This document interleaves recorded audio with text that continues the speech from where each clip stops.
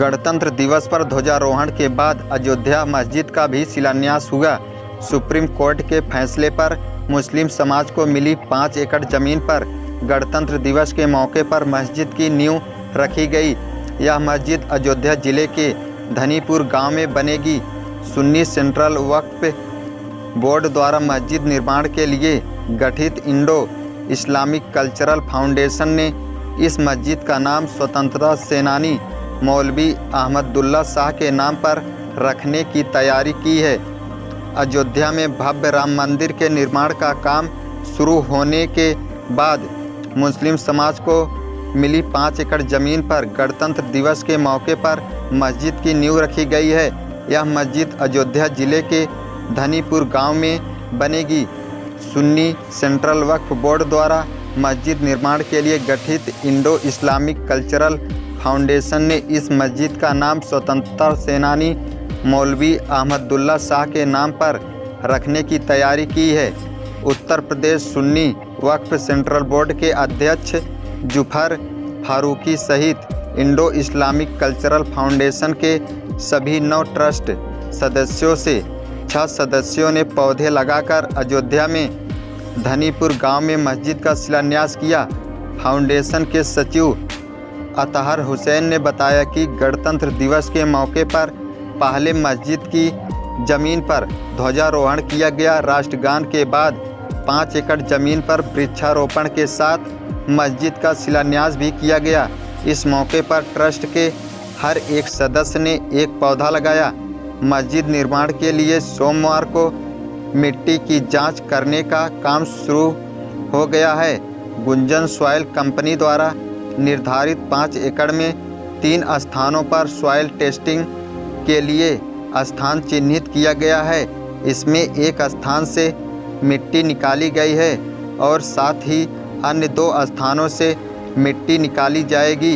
यह काम 3 दिन तक चलेगा। इसके बाद ट्रस्ट को FCRA की हरी झंडी मिलते ही मस्जिद निर्माण का कार्य शुरू हो जाएगा और इसके बाद यह तय हो पाएगा कि कितने दिनों में मस्जिद बनकर तैयार होगी। सुन्नी सेंट्रल बोर्ड के अध्यक्ष पौधा लगाकर मस्जिद का शिलान्यास किया। सुप्रीम कोर्ट के आदेश पर मस्जिद के लिए मिली 5 एकड़ जमीन पर मस्जिद के अलावा 5 एकड़ भूखंड के बीचों बीच अस्पताल, पुस्तकालय, शैक्षिक और सांस्कृतिक रिसर्च सेंटर बनाने की रूपरेखा ट्रस्ट ने बनाया है। माना जा रहा है कि जल्द ही मस्जिद का निर्माण कार्य भी शुरू हो जाएगा। कौन है अहमदुल्ला शाह? भारत की पहली स्वतंत्रता संग्राम की लड़ाई 1857 में अवध का प्रतिनिधित्व करने वाले मौलवी अहमदुल्ला शाह ने भारत की अंग्रेज़ों के खिलाफ लड़ाई में काफ़ी अहम भूमिका निभाई थी। उन्होंने हिंदू मुस्लिम एकता की अवध में नींव सींची थी। जब पूरा भारत अंग्रेज़ों की गुलामी से चुप था, तब भी अहमदुल्ला शाह अंग्रेज़ों से अकेले लोहा लेते थे। जब 1857 में भारत अपनी स्वतंत्रता की लड़ाई लड़ रहा था, तो अवध को जीत दिलाने के लिए अहमदुल्ला शाह ने जिम्मा उठाया था। किताब भारत में अंग्रेजी राज में प्रतिष्ठित लेखक सुंदरलाल ने लिखा है कि बगावत की जितनी अच्छी तैयारी अवध में थी, वो कहीं और नहीं देखी गई। जब भारत की बगावत के बाद ब्रिटिश सरकार ने बहादुर शाह जफर को गिरफ्तार कर लिया था, तब भी उसके अगले साल मार्च तक अहमदुल्ला शाह लखनऊ में ब्रिटिश सेना का सामना कर रहे थे। मौलवी अहमदुल्ला शाह की कर्मभूमि फैजाबाद रही, इसलिए उन्हें अहमदुल्ला शाह फैजाबादी भी लोग बुलाते थे। मौलवी अहमदुल्ला शाह ने परास्त होना कभी नहीं सीखा। अंग्रेजी बागियों से आमने सामने की लड़ाई में भी उन्हें वह अपने करीब तक नहीं आने देते थे, जिससे परेशान होकर अंग्रेजी सरकार ने उनके सिर की कीमत 50,000 का इनाम रख दिया।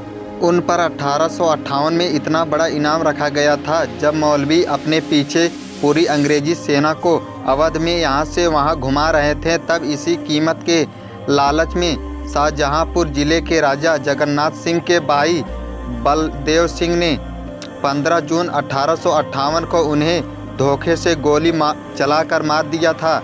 सामाजिक भाईचारा और देश प्रेम को बढ़ाने को लेकर मौलवी अहमदुल्ला शाह के नाम पर इस मस्जिद का नाम रखा जा सकता है। माना जा रहा है कि मस्जिद का मौलवी अहमदुल्ला शाह नाम रखने से इस देश में हिंदू और मुसलमान एकता को बढ़ावा मिलेगा, जिससे ये दोनों धर्म एक दूसरे के और करीब आएंगे।